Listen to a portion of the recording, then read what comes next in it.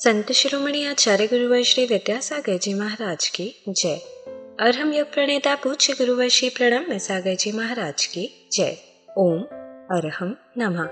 स्वाध्याय प्रेमी बंधुओं, आप सभी का आचार्य उमा स्वामी द्वारा विरचित गागर में सागर भरने वाले अनोखे ग्रंथ श्री तत्वार्थ सूत्र ग्रंथराज जी के अष्टम अध्याय में स्वागत है। आवश्यक सूचना, श्री तत्वार्थ सूत्र जी के अध्याय 8 की मौखिक सूत्र पाठन परीक्षा 24 अगस्त 2024 से होना निश्चित की गई है। आज ही रजिस्टर करें go.arham.yoga/सूत्रपाठ 2 पर या QR कोड को स्कैन करें। रजिस्ट्रेशन की अंतिम तिथि 30 जून 2024 है। अब हम अपने अतिशय पुण्य फल से कर्मबंध विज्ञान अध्याय 8 के स्वाध्याय में कर्मबंध के बारे में जान सकेंगे। जो नए स्वाध्याय प्रेमी अब हमारे साथ जुड़ रहे हैं, वह पुराने स्वाध्याय के छूटने का विकल्प न करें। निश्चिंत भाव से स्वाध्याय करें। मुनिश्री की सरल सरसवाणी में उन्हें यह जटिल विषय भी बड़ी आसानी से समझ में आ जाएगा। स्वाध्याय प्रारंभ करने से पहले हम अध्याय 8 का सूत्र पाठ करते हैं ताकि हम इन्हें कंठस्थ कर सके। यदि आपने पिछले अध्यायों की मौखिक सूत्र पाठ परीक्षा नहीं दी है तो भी आपको यह पाठ अवश्य करना चाहिए और इन्हें कंठस्थ करने का प्रयास भी करना चाहिए। मोक्ष मार्गस्य नेतारं भेत्तारं कर्म भूव्रतां ज्ञातारं विश्वतत्त्वानां वन्दे तद्गुणलब्धये। मिथ्या दर्शना विरति प्रमाद कषाय योगा बंध हेतवः सकषायत्वात् जीवः कर्मणो योग्यान पुद्गला नादत्ते स बंध प्रकृति स्थित्यनुभव प्रदेशास्तद विधेयः आद्यो ज्ञान दर्शनावरण वेदनीय मोहनीयायुर्नाम गोत्रांतरायाः पंचनवद्व्यष्टाविंशति चतुर्द्वि चत्वारिंशद्वि पंच भेदा यथाक्रमम् मतिश्रुतावधि मनः पर्यय केवलानां चक्षुरचक्षुरवधि केवलानां निद्रा निद्रा निद्रा प्रचला प्रचला प्रचला स्त्यान ग्रद्धयश्च स दशत वेद्य दर्शन चारित्र मोहनीया कषाय कषाय वेदनीयाख्या स्त्री द्वि नव षोडश भेदा सम्यक्तु मिथ्यात्तु तद्भयान्य कषाय कषायौ हास्य रत्य रति शोक भय जुगुप्सा स्त्री पुण्य पुंसक वेदा अनंतानुबंध्य प्रत्याख्यान प्रत्याख्यान संजुलन विकल्पाश्चैकशः क्रोधमान माया लोभा नारक्तैर्यज्ञोन्मानुषदैवानि गतिजाति शरीरांगोपांग निर्माण बंधन संघात संस्थान सहनन स्पर्श रस गंधान गंध वर्णानुपूर्व्य गुरु लघुपघात परघाता तपोद्योतोच्छ्वास विहायोगते प्रत्येक शरीर त्रस्सुभग सुस्वर शुभ सूक्ष्म पर्याप्ति स्थिरादे यशः कीर्ति सेतराणि तीर्थकरत्वं च उच्चैर्नीचैश्च दानलाभ भोगोपभोग वीर्याणाम् आदितस्तिसृणामन्तरायस्य च 30 सागरोपम कोटि कोट्यः परा स्थितिः सप्ततिर्मोहनीयस्य 20 नाम गोत्रयोः 33 सागरोपमाण्यायुषः अपरा 12 मुहूर्ता वेदनीयस्य नाम गोत्रयोरष्टौ शेषाणा मन्तर्मुहूर्ताः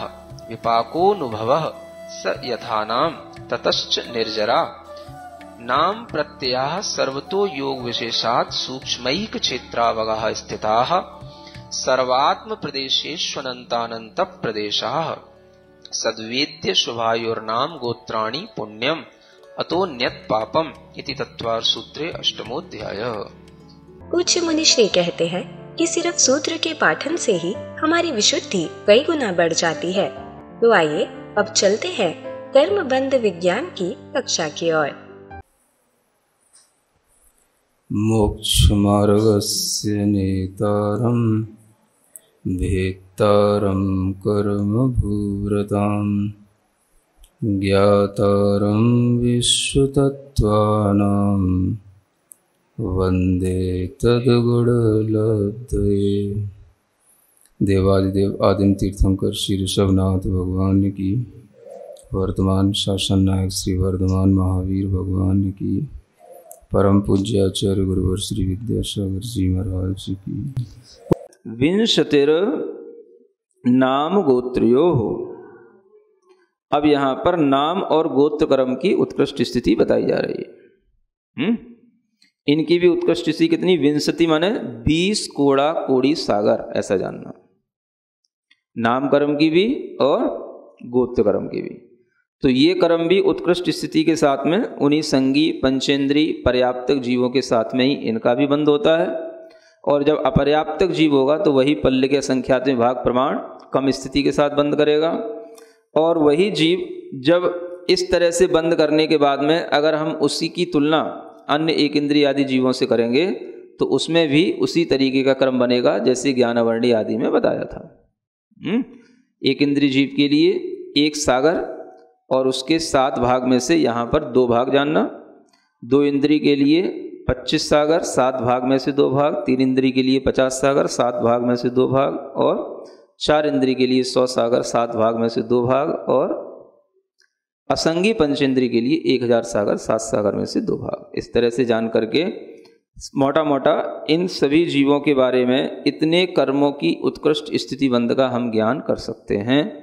यानी एक इंद्रिय जीव भी उत्कृष्ट स्थिति का बंध इतना कर लेते हैं, है ना।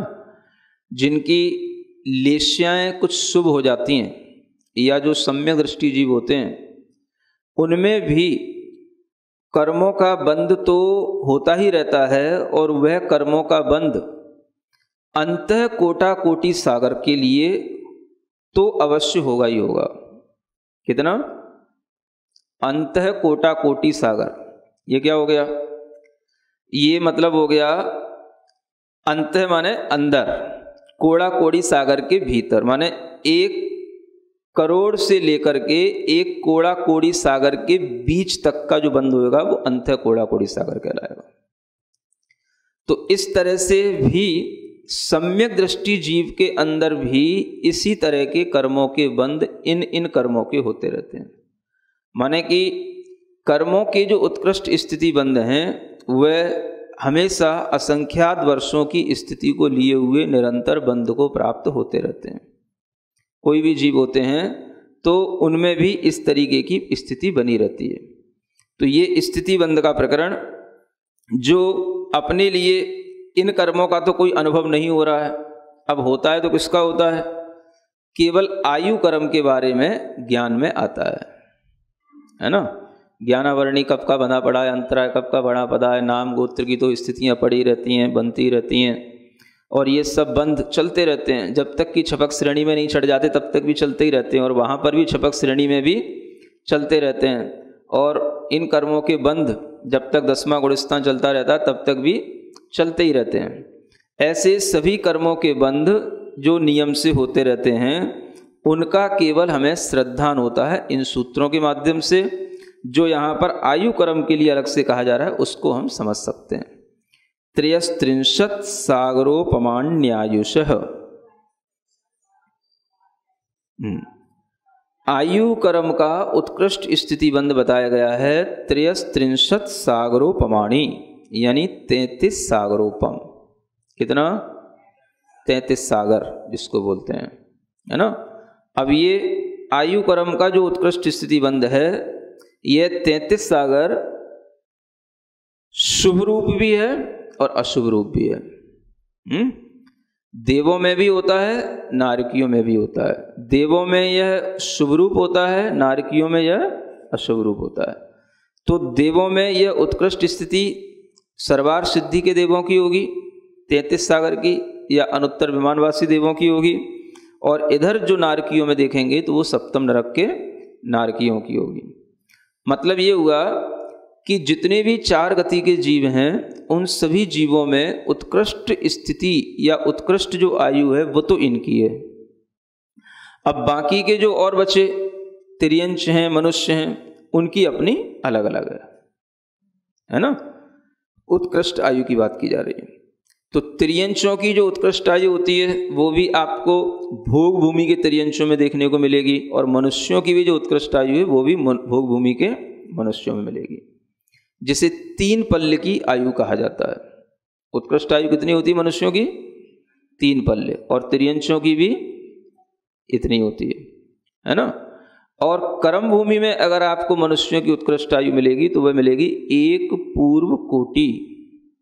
कितनी मिलेगी? 1 पूर्व कोटि की। तो इस तरह से हम ये जो आयु देख रहे हैं, ये हम उत्कृष्ट आयु के बारे में जान रहे हैं।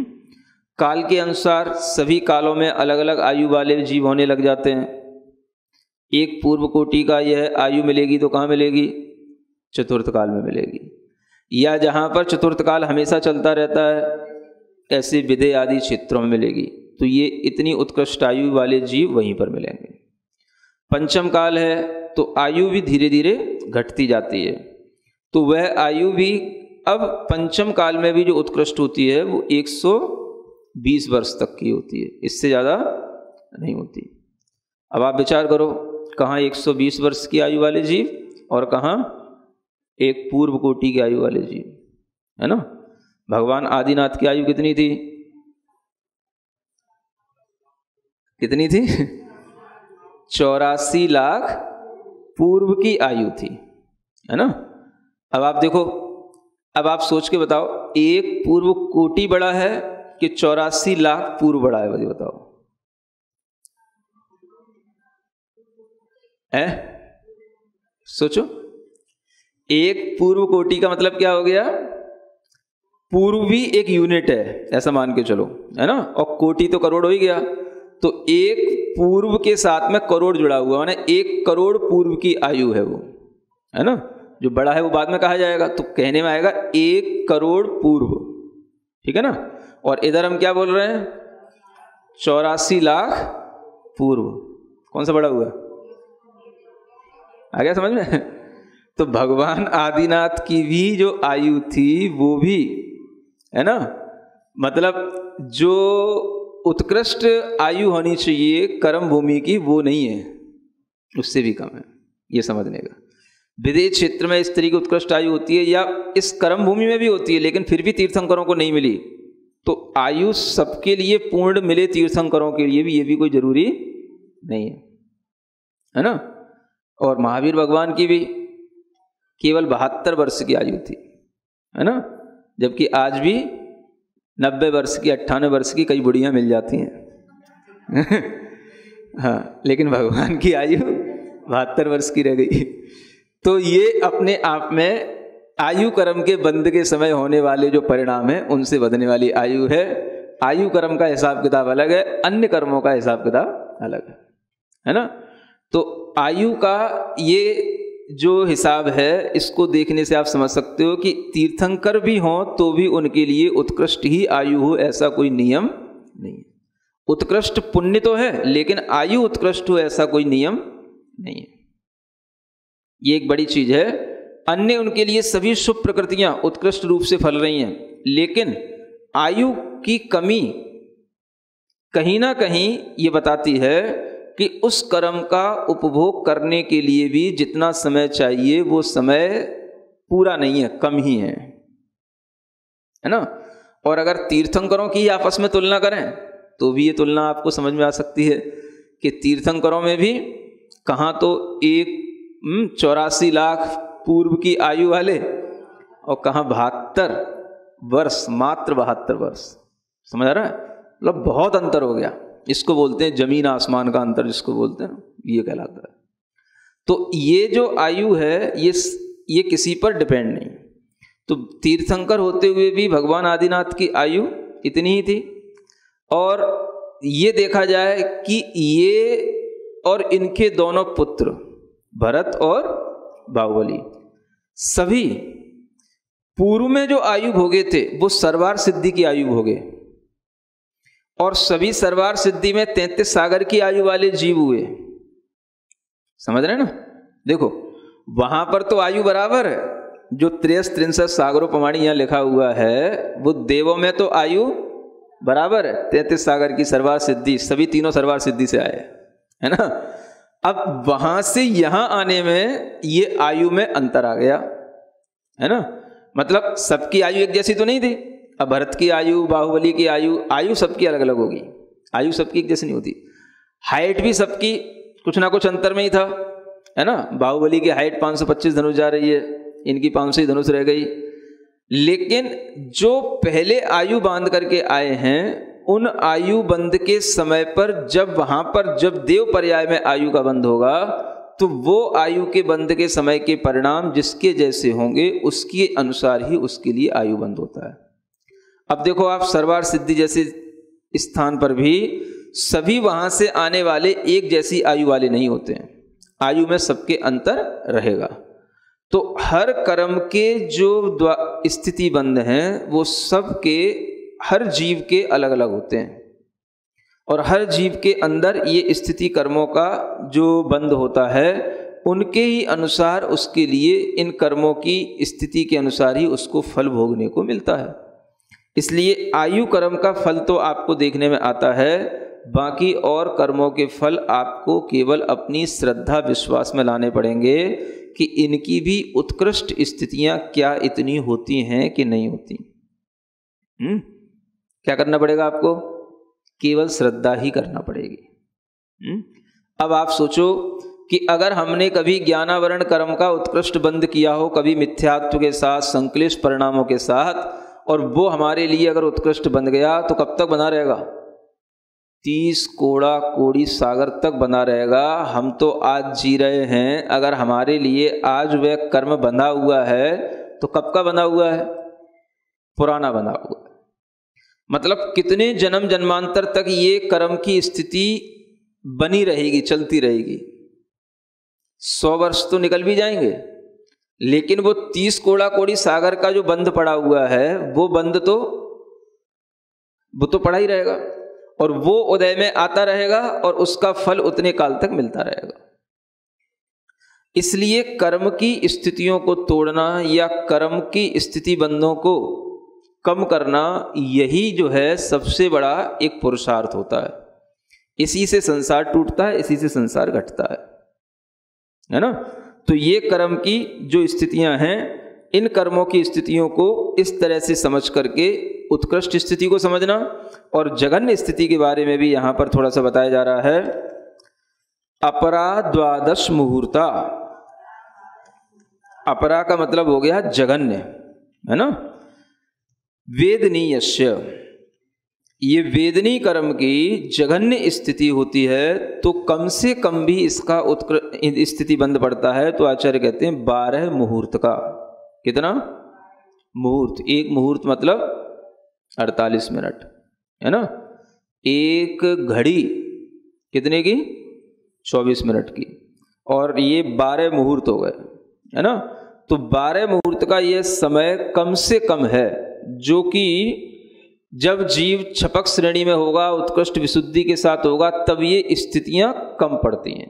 तो कम से कम भी ये जीव के लिए 12 मुहूर्त की स्थिति बंद रहेगा। फिर कहते हैं नाम गोत्रियो रष्टौ,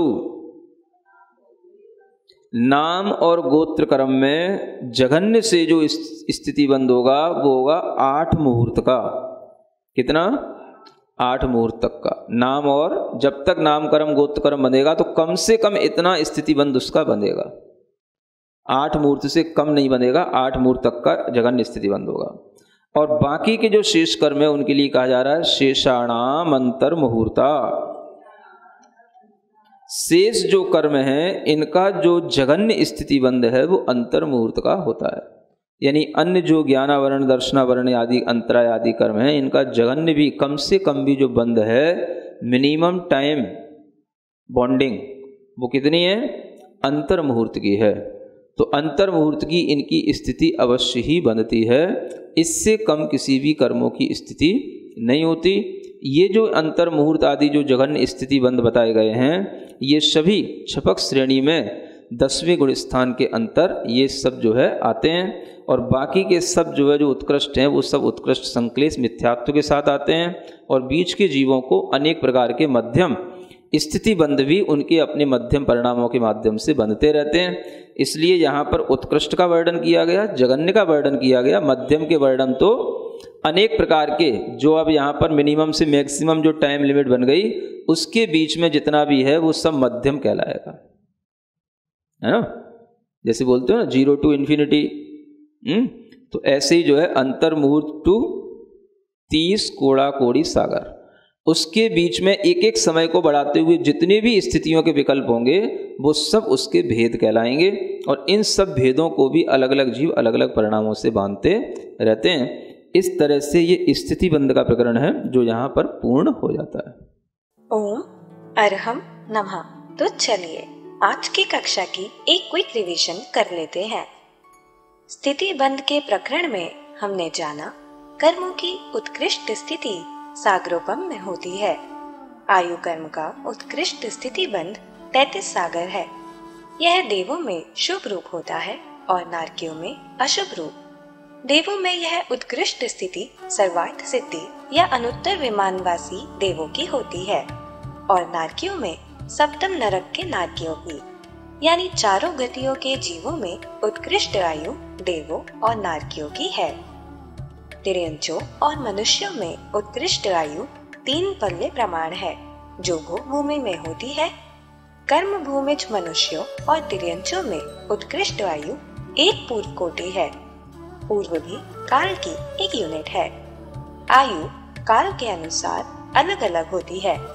एक पूर्व कोटि आयु चतुर्थ काल में या जहाँ पर चतुर्थ काल हमेशा रहता है ऐसे विदेह आदि क्षेत्रों में होती है। अब सर्पणी में आयु धीरे धीरे घटकर पंचम काल में उत्कृष्ट 120 वर्ष रहती है।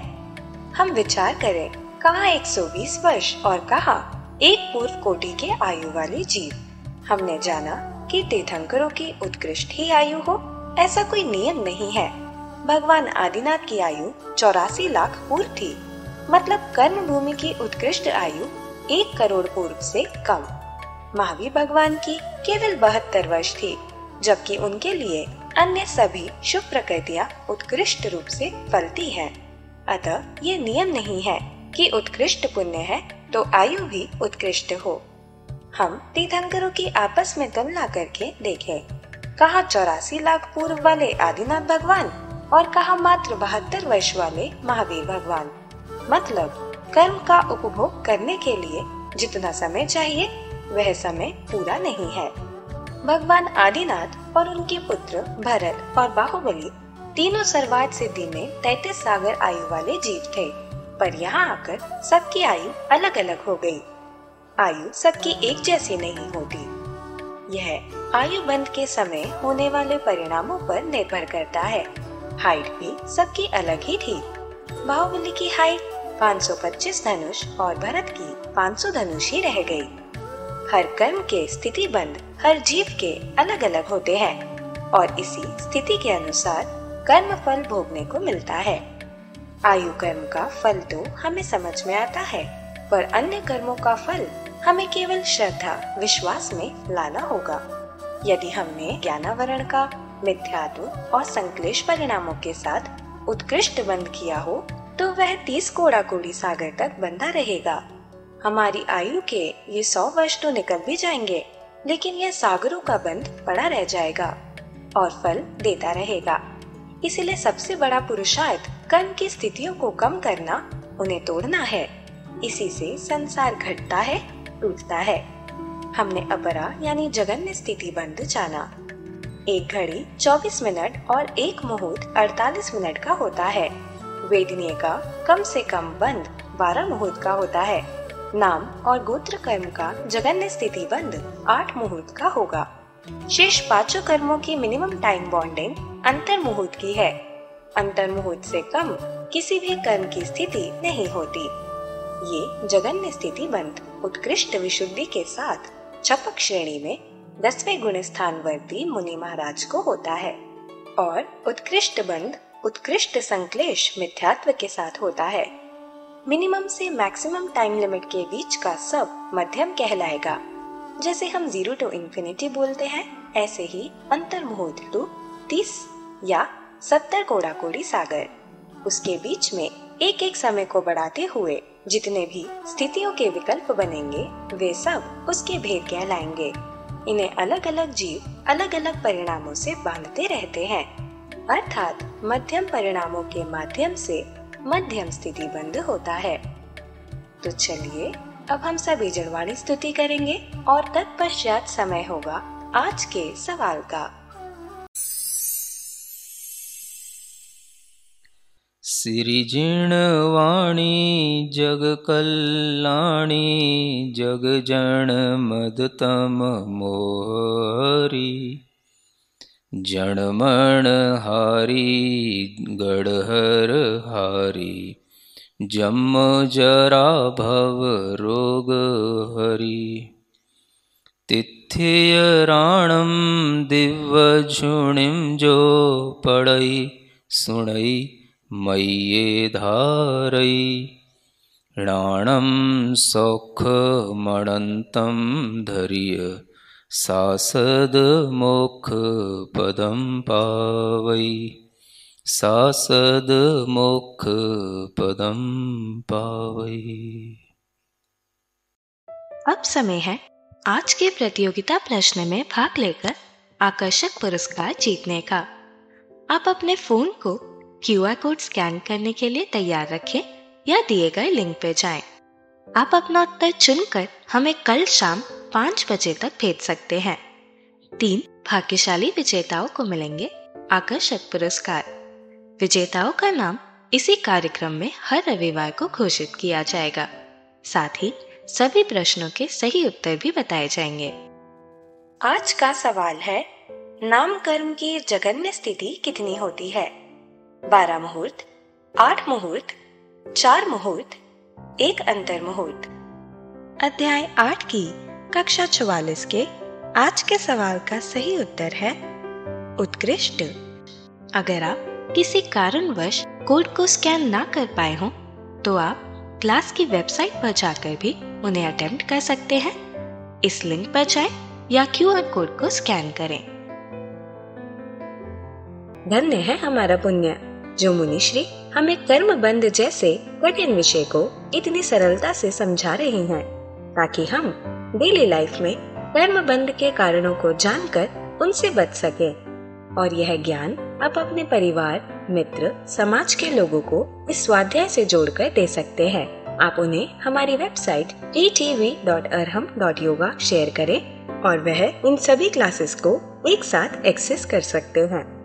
अभ्यास प्रश्न करके अपने ज्ञान को प्रगाढ़ बनाने का मौका और आज के सवाल में पुरस्कार जीतने का सौभाग्य भी मिलेगा। तो आज ही अपने बच्चों को, मित्रगणों को और परिवारजनों को इससे जोड़े और अपना और उनका पुण्य बढ़ाएं। ओम अरहम नमः।